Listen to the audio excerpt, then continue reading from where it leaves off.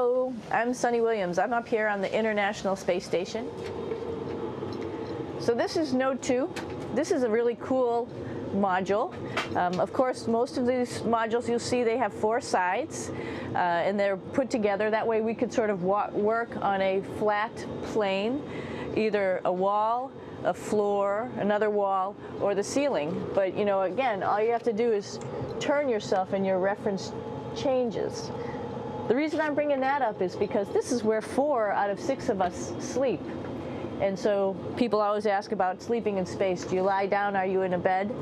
Not really, because it doesn't matter. You don't really have the sensation of lying down.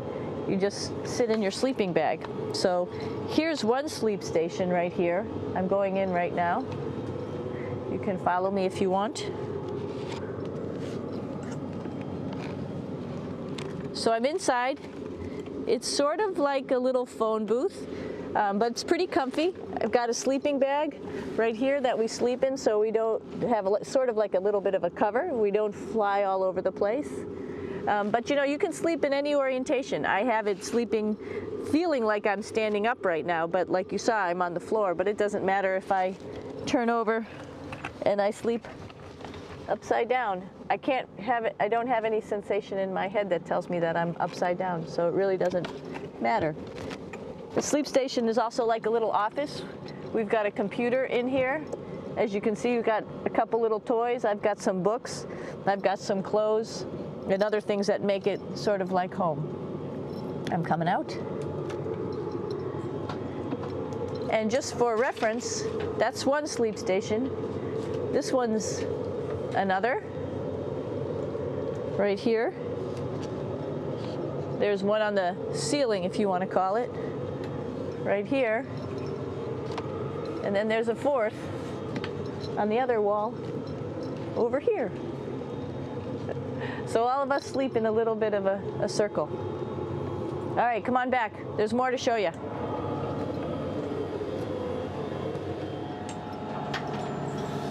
I know that there's some questions about how to use the bathroom and how do you actually live in space like normal, like at home. I mentioned real quickly about getting up in the morning and brushing your teeth and washing your face.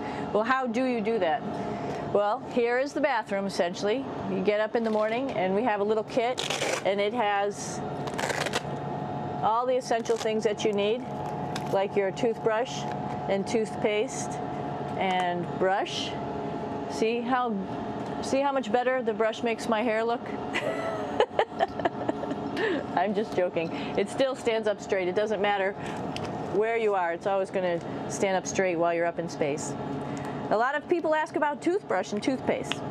So, luckily enough, toothpaste, you can do it upside right this way, is sticky, and so it sticks to your toothbrush. No problem.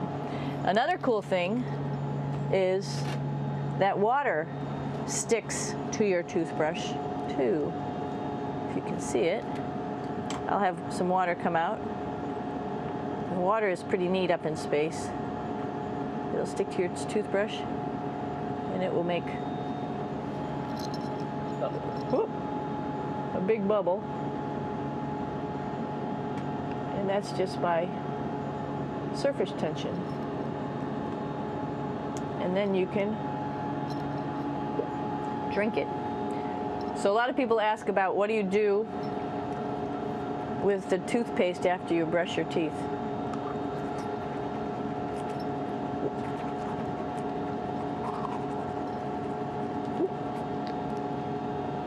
Two options.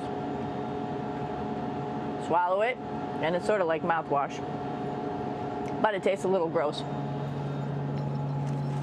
Or you can just spit it out in a paper towel, and then you don't have to worry about it. Swallowing thing I wouldn't recommend at home.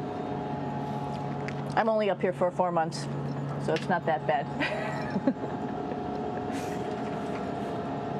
One of the most pressing questions about living in space, of course, is the bathroom. So let's take a look at that little piece of work.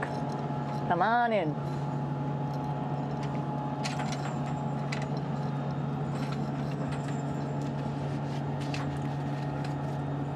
Here we are at the throne. This is awesome. You might see the little You might have noticed the little moon on the outside. This is our orbital outhouse right here.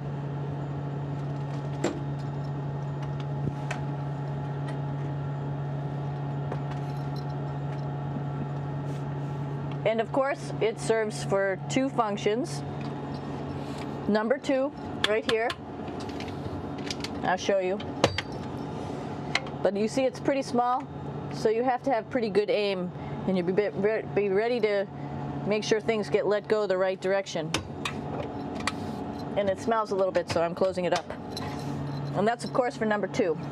And this guy right here is for number 1. So they're sort of two slightly separate functions, but you can do a little, essentially both, by hanging on right here and doing number 1 and number 2.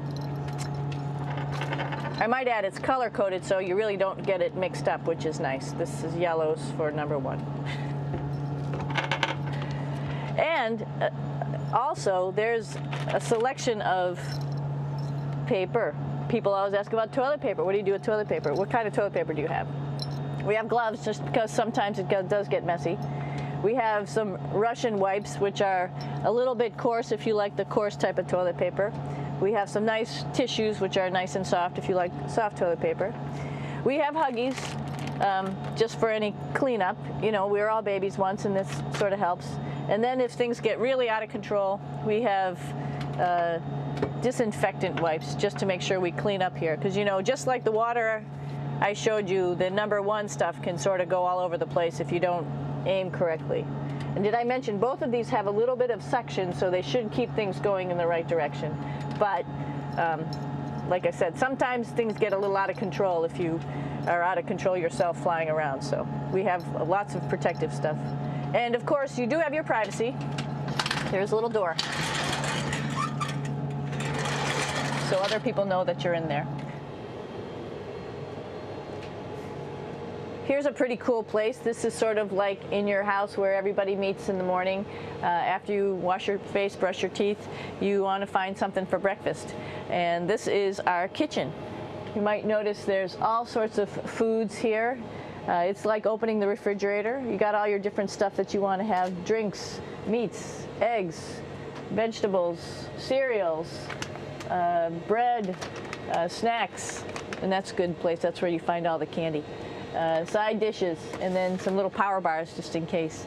So we have all this type of food. Some of it is dehydrated, and so we have to hydrate it, fill it up with water. Some of it is already made, and then all we have to do is heat it up. So something like this, I'm pulling out barbecued beef brisket. Pretty yummy.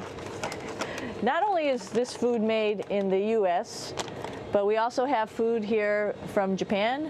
We've got Russian food. As you can see, all these red containers are filled with food that's from Russia. And then we get some of our specialty stuff, some things that we like, some of our favorite stuff that your family can send up. In fact, I like fluffernutters, and so I got sent up some fluff so I could make my fluffernutter with peanut butter. So you have a lot of food up here, no problems.